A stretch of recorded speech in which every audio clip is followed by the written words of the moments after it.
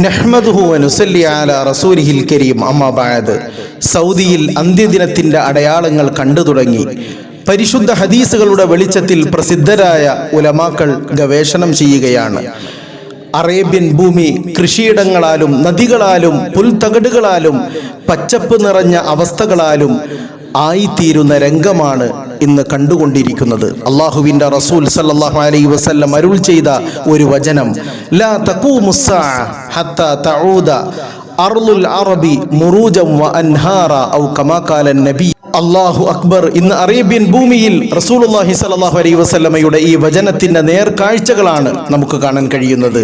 നബി സല്ലല്ലാഹു അലൈഹി വസല്ലമയുടെ ഓരോ വചനത്തെയും ശരിവെക്കുന്ന അവസ്ഥകളാണ് ഇന്ന് ലോകത്ത് നടന്നുകൊണ്ടിരിക്കുന്നത്. അല്ലാഹു അക്ബർ വലില്ലാഹിൽ ഹംദ്. അല്ലാഹു തആല അന്ത്യനാളിൻ്റെ കെടുതികളിൽ നിന്ന് നമ്മെയും ലോകരെയും കാത്ത് രക്ഷിക്കുമാറാകട്ടെ.